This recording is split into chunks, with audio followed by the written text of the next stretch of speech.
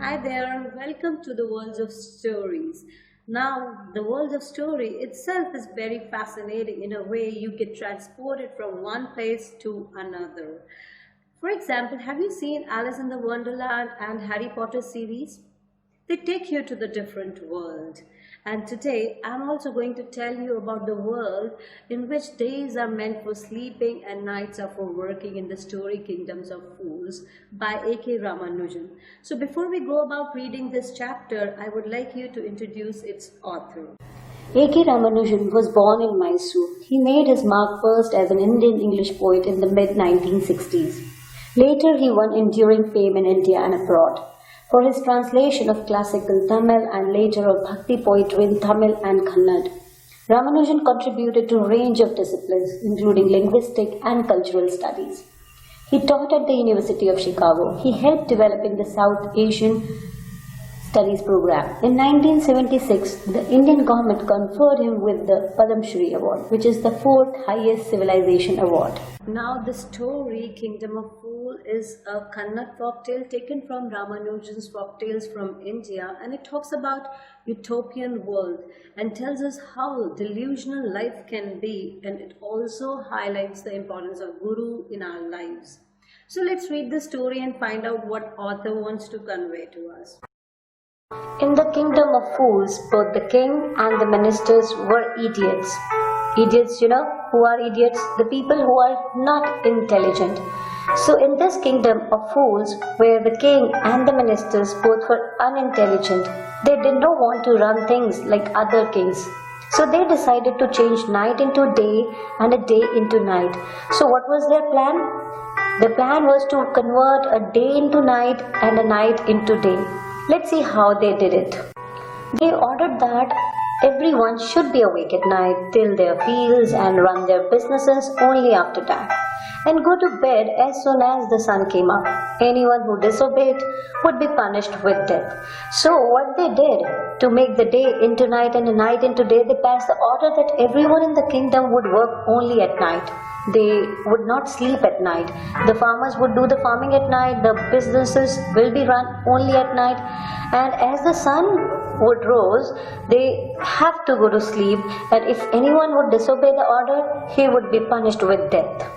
They were horrified because of all these things. The people did as they were told for fear of death. The king and the ministers were delighted at the success of their project. So people who were scared that if they did not obey the king's order, they would be sentenced to death.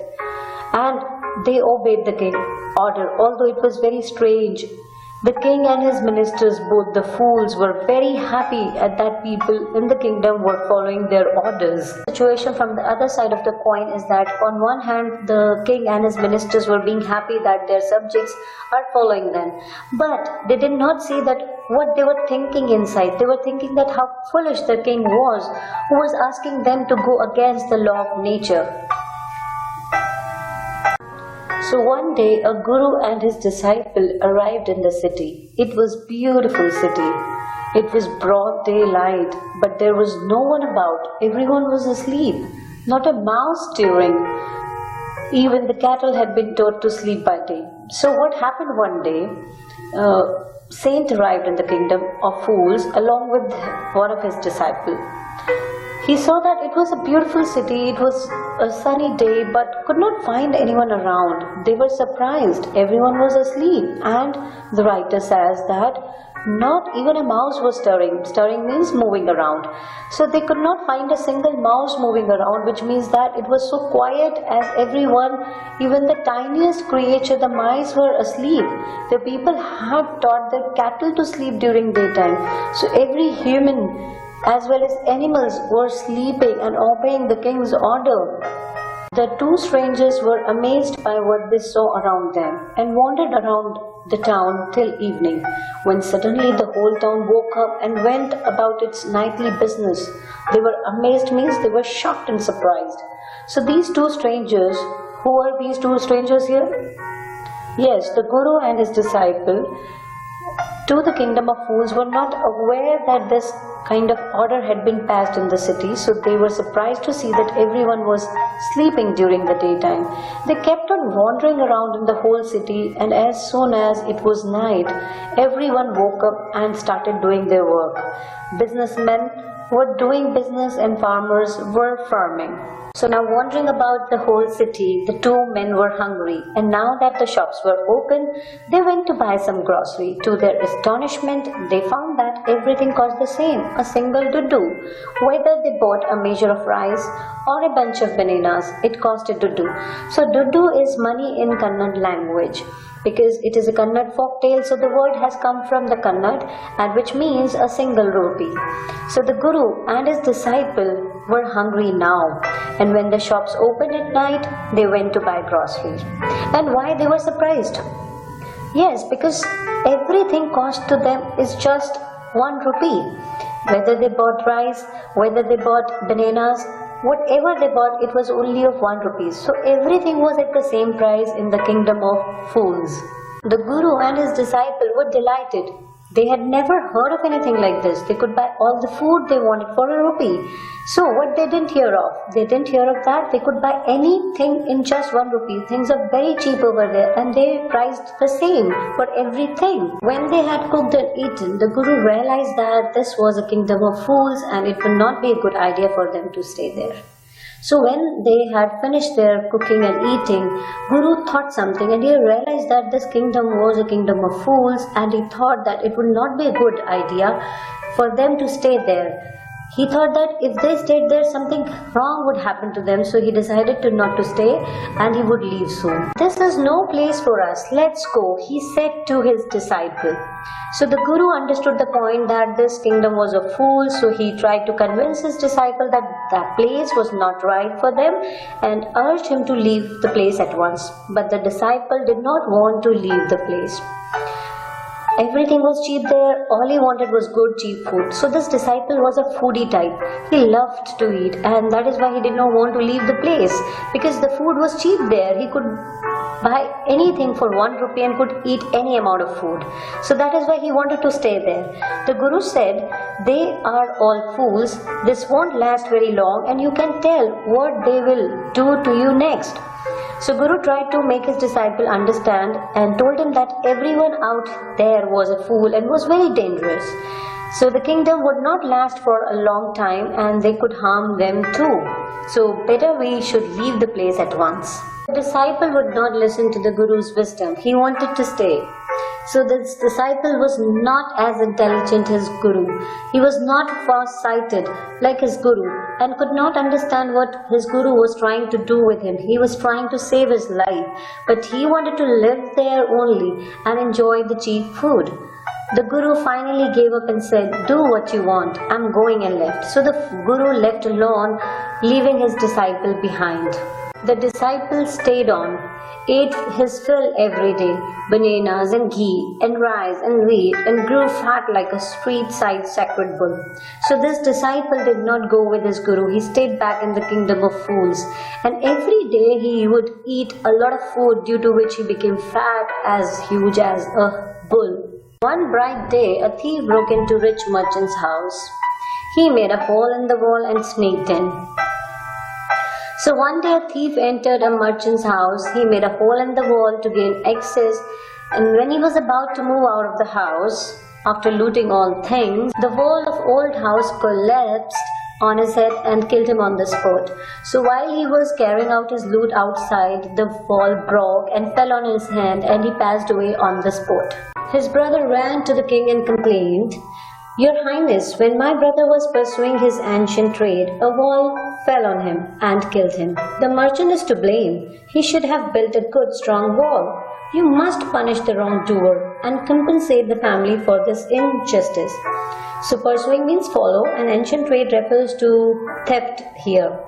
So the thief youngest brother went to the king and complained that his brother was following his ancient trade, although the ancient trade was robbing is a crime. While he was working, the fall fell on his head and he died. The thief's brother was taking advantage of the king's foolishness here, and he said that the merchant was wall has fallen down on his brother was the culprit. He should have made a strong wall. He requested the king to punish the merchant and get the compensation for his family. The king said, "Justice will be done, don't worry," and at once summoned the owner of the house. Summon means to call upon someone. The king was so foolish that he did not consider the fact that the dead man was committing the theft at the time of his death. He only thought that the man died because the wall fell on him, and the owner of the house whose wall fell on him should be punished. So he called the merchant. When the merchant arrived, the king questioned him, "What is your name?" "Such and such, your highness." So he further asked, "Were you at home when the dead man burgled the house?" "Yes, my lord, he broke in and the wall was weak, it fell on him." As soon as the merchant appeared, the king asked his name. Then the king asked him for whether he was at home when the dead man, the thief, was burgling his house. The merchant replied that he was at home only. And the thief made a hole in the wall and entered in his house, and when he was trying to go out, the wall fell down on him because it was weak. Then the accused pleads guilty. "Your wall killed this man's brother. You have murdered a man. We have to punish you." So the king told the merchant that he was guilty and he did wrong. Due to his weak wall, the thief died and now he would be punished. "Lord," said the helpless merchant, "I did not put up the wall. It's really the fault of the man who built the wall. He did not build it right. You should punish him." "Who is that?" "My lord, this wall was built in my father's time. I know the man. He is an old man now. He lives nearby." So the merchant pleaded in front of the king and requested him that, "My lord, it was not my fault. The wall was weak because of the person who made the wall did not construct it properly. Hence you should punish that man." And further he added that the wall was made during his father's time. The person who built it was very old. He knew him as he lived nearby. The king sent out the messengers to bring in the bricklayer who had built the wall. They brought him tied hand and foot. So bricklayer is a person who lays the bricks and builds the walls. So the king sends his soldier to call his bricklayer who built the wall. They tied his hands and feet and brought him in the king's palace. "You there, did you build this man's wall in his father's time?" "Yes, my lord, I did." So the king asked him that, did he build the wall? And he replied that, yes, he did. "Then what kind of a wall is this that you built? It has fallen on a poor man and killed him. You have murdered him. We have to punish you by death." The king said that the man had built a weak wall, so the wall fell on the poor thief's head and killed him. The bricklayer would be punished for his with death. Before the king could order the execution, the poor bricklayer pleaded, "Please listen to me before you give your orders.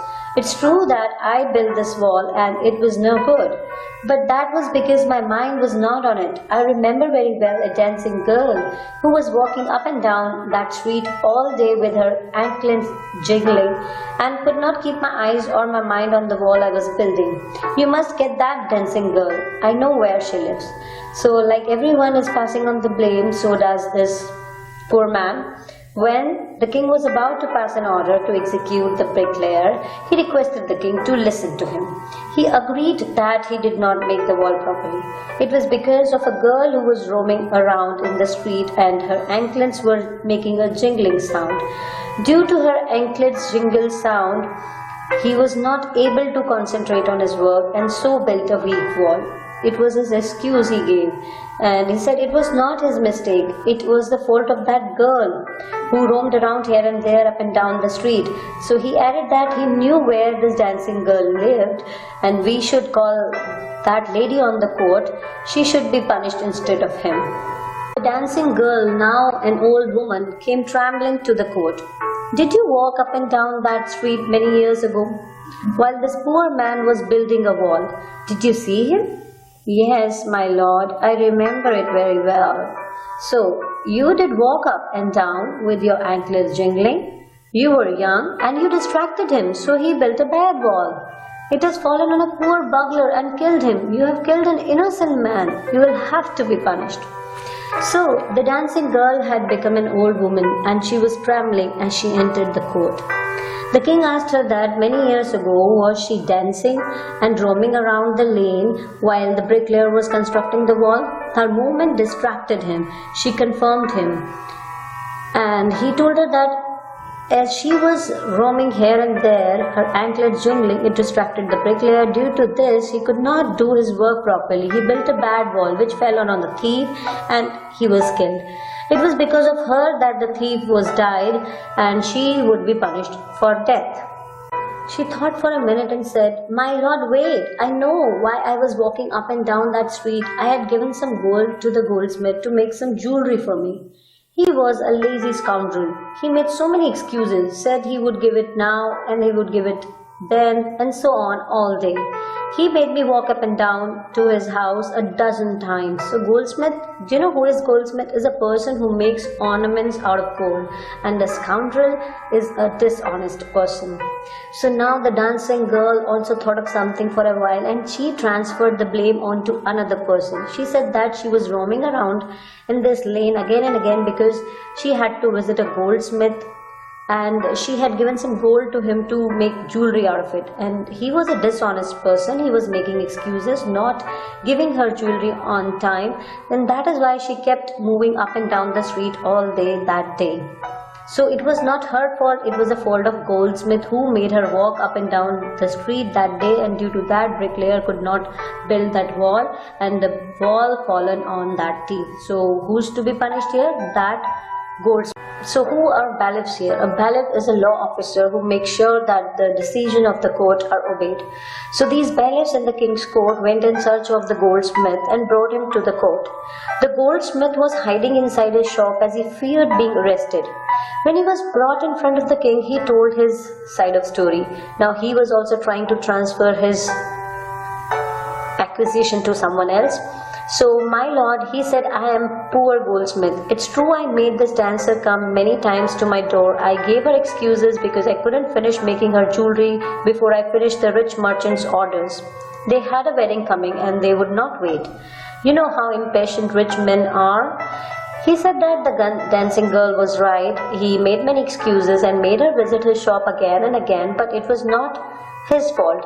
He had an order from a rich merchant and they had a wedding at their place, and they were in a hurry to get their order, and that is why the dancing girls was getting delayed. So who is in this rich merchant? Who kept you from finishing the poor man's jewelry, made her walk up and down, which distracted this bricklayer, which made a mess of his wall, which has now fallen on an innocent man and killed him? Can you name him? The goldsmith named the merchant, and he was none other than the original owner of the house whose wall had fallen. Now just it had come full circle, thought the king. Back to the merchant. When he was rudely summoned back to the court, he arrived crying, "It was not me, but my father who ordered the jewelry. He's dead. I'm innocent." So the goldsmith told that the merchant was the same merchant whose house wall had fallen down. Justice has come full circle means that the story ended at the same person from whom it had started. The thief died under the wall of the same merchant whose jewelry the goldsmith was making. Once again the merchant was cold and he was crying, and he knew that the king was foolish and he would give him death sentence. He said that it was not he who had ordered the jewelry, but it was his father. His father was dead and it was none of his fault. But the king consulted his minister and ruled decisively. "It is true your father is the true murderer. He is dead, but somebody must be punished in his place.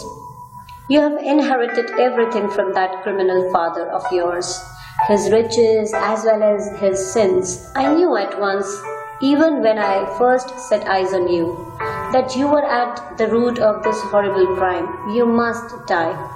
So the king consulted his minister and gave the decision that merchant's father was the murderer. The thief died because of him, as the merchant's father was not alive and someone had to be punished for that crime. So he said that the merchant's son, who had inherited everything from his father, would have to take the punishment for his wrongdoing as well. He added that when he had seen the merchant for the first time, at that moment he had a feeling that he was the culprit. The king announced that now the merchant would have to die, and he ordered a new stake to be made ready for the execution. As the servant sharpened the stake and got it ready for the final impaling of the criminal, it occurred to the minister that the rich merchant was somehow too thin to be properly executed on the stake. He appealed to the king's common sense, the king too worried about it. Stake is a post with a sharp pointed end used to pierce through something.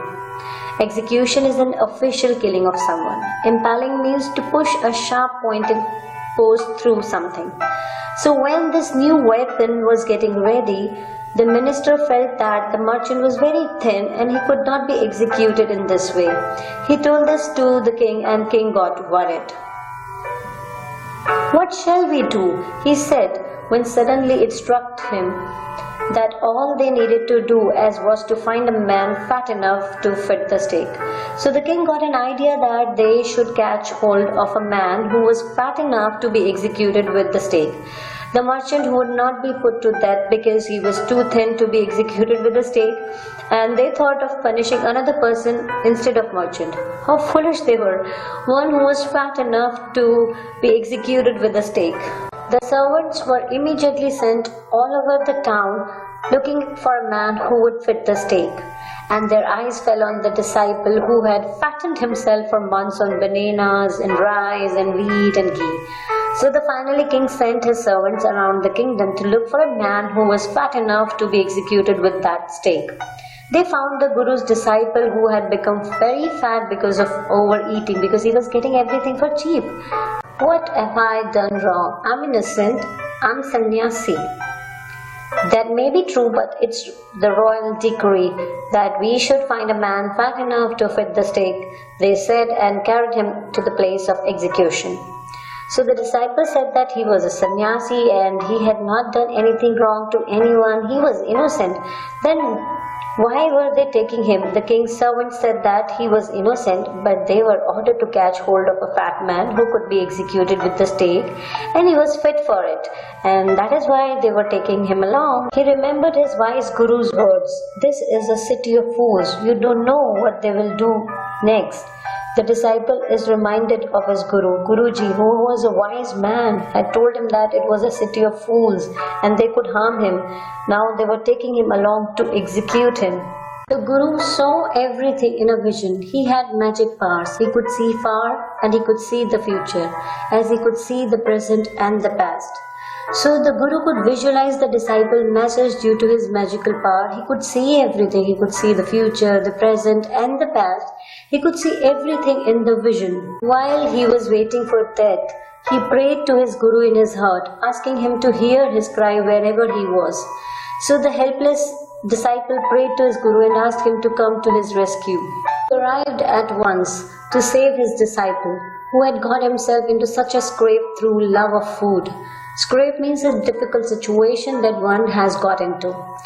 And as soon as he arrived, he scolded the disciple and told him something in a whisper. So the Guru arrived there to save his disciple. The disciple was trapped in a difficult and serious situation.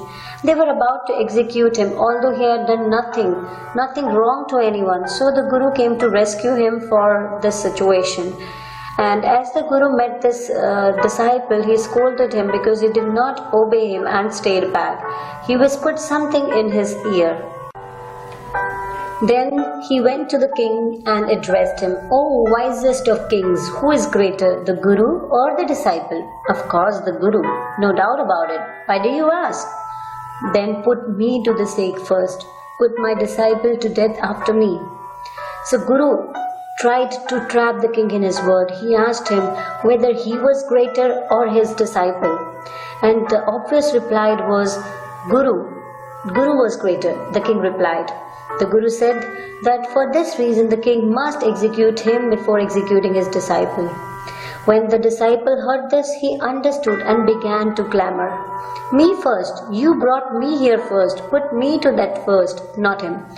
So when this thing was going on, that disciple understood and he insisted back that He started shouting that he wanted to die first. The guru and the disciple got into fight about who should go first. The king was puzzled by this behavior. He asked the guru, "Why do you want to die?" "We chose him because we needed a fat man for the stake." When the guru and the disciple started fighting that who would die first, the king got confused, and this was their plan. He asked the guru that why did he want to die. They had caught the disciple because he was a fat man, and they wanted a fat man who could be executed with the stake. "You shouldn't ask me such questions. Put me down. Put me to death first," replied the guru. The guru refused to reply. He said that he wanted to die before his disciple died. "Why, there is some mystery here. As a wise man, you must make me understand." The king felt that there was some mystery behind it. The guru wanted to die before his disciple and was eager to die. There must be some reason behind it. "Will you promise me to put me to death if I tell you?" asked the guru. The guru asked the king to promise him that he would execute him first if he told the secret about why he wanted to be executed first. The king gave him his solemn word. The guru took him aside, out of the servant's earshot, and whispered to him, "Do you know why we want to die right now, the two of us? We have been all over the world, but we have never found a city like this or a king like you. That stake is the stake of the God of justice. It's new. It has never had a criminal on it." So the king promised that he would execute him first. Then the guru took the king aside and slowly told him that he had roamed around the whole world, but he had not seen a city and a king like him. He added that the stake which they would use to kill the disciple was the stake of justice. As it was new, it had not killed any criminal. Whoever dies on it first will be reborn as the king of this country. Further, he said that one who would die first on the stake would be reborn as the king of the kingdom. By telling all this, he was trying to trap the king. And whoever goes next will be the future minister of this country. And we are sick of our ascetic life. It would be nice to enjoy ourselves as the king and minister for a while. Now keep your word, my lord, and put us to death, me first, remember? So do you have an idea what kind of ascetic life is? It is a kind of a sannyasi life with no luxuries around, and it is a complete disciplined life. And then the guru explained that the one who would die next would be reborn as the minister of the kingdom. The guru added that he was tired of the life of the sannyasi and discipline. He and his disciple wanted to live the life of a king and a minister. So he says that the king executed him first so that he is reborn as the king, and after him his disciple be executed so that he is reborn as minister. The king was now thrown into deep thought. He did not want to lose the kingdom to someone else in the next round of life. He needed time, so he ordered the execution postponed to the next day and talked in the secret with minister. So postpone means to put off something for later time, and after listening to this guru's story, the king was in deep thought. He did not want that in next life his kingdom be snatched away from him. He discussed this thing with his minister. "It's not right for us to give our kingdom to the others in the next life. Let's go on the stake ourselves and we'll reborn as king and minister again. Holy men do not tell lies," he said, and his minister agreed. The king told his minister that he did not want that in the next life his kingdom be taken away, and he added that the person was a holy man, and a holy man did not speak lies. He says that they should die first so they are reborn as king and minister of the kingdom. So he told the executioner, "We will send the criminals tonight. When the first man comes to you, put him to death first. Then do the same to the second man. Those are my orders. Don't make any mistake." So the king told his executioners that he would send the criminals at night. Firstly, they should execute the person who came first, and then execute the second person. And they should be careful and not make any mistake. That night, the king and his minister went secretly to the prison, released the guru and his disciple, disguised themselves as the two, and as arranged beforehand with loyal servants, were taken to stake and promptly executed. So at night, what they did, the king and his minister went to the prison where the guru and disciples were kept. They wore their clothes, means they disguised themselves as guru and the disciple, and so that they could resemble them. As it was told to the servants, they came and took them along and put them into the stake for execution. In this way, with this intelligence, the Guru was able to execute his foolish king and his foolish minister. Now I hope you all have realized the importance of Gurus in your life. How a quick-witted Guru can save the life of a disciple. So I wish you all would have a Guru in your life. When the bodies were taken down to be thrown to crows and vultures, the people panicked. They saw before them the dead bodies of the king and the ministers. So when the dead bodies of that king and the ministers were taken away and to be thrown, the people trembled to see the dead bodies of the king and his ministers. Everyone was trembling because the dead bodies were not of the Guru and the disciple. Instead, they were the bodies of their king and his minister. He was in confusion. All night they mourned and discussed the future of the kingdom. So they went into the confusion after the death of the king and his minister. And what was the confusion here? Why were they mourning? They mourning about that who would rule them now, who would be the future king and the minister, what would be the future of this kingdom. Some people suddenly thought of the Guru and the disciple and caught up with them as they were preparing to leave town unnoticed. So in the morning, some people thought of the Guru and his disciple and felt that they should go to them. As the Guru and his disciple were planning to leave the kingdom, the people stopped them. We people need a king and a minister, said someone. Others agreed. They begged the Guru and the disciple to be their king and their minister. So what they did, the people of the kingdom thought that they needed a king and the minister, so they requested the Guru and his disciple to be the new king and the minister of the kingdom. They finally agreed to rule the kingdom of the foolish king and the silly minister, on the condition that they could change all the old laws. From then on, night would again be the night and day would again be the day, and you could get nothing for it to do. It became like any other place, a Kannada folktale from A.K. Ramanujan's Folktales from India. So the Guru also finally agreed to be the king of that foolish kingdom, where he had the foolish minister also, but he put a condition that he would change all the old laws, including the night, which was night before, which was day before, and the day which was night before would not be the same now, and they would not be able to get anything for it to do. There would be different prices for different things according to their value. So that this kingdom would become like the another kingdom would become into a normal kingdom. So this is the story about the kingdom of fools. I hope you enjoyed the story. And do not fool yourself into such kind of situation. Behave wisely and should have Guru in your life. That's all for today. Happy studies.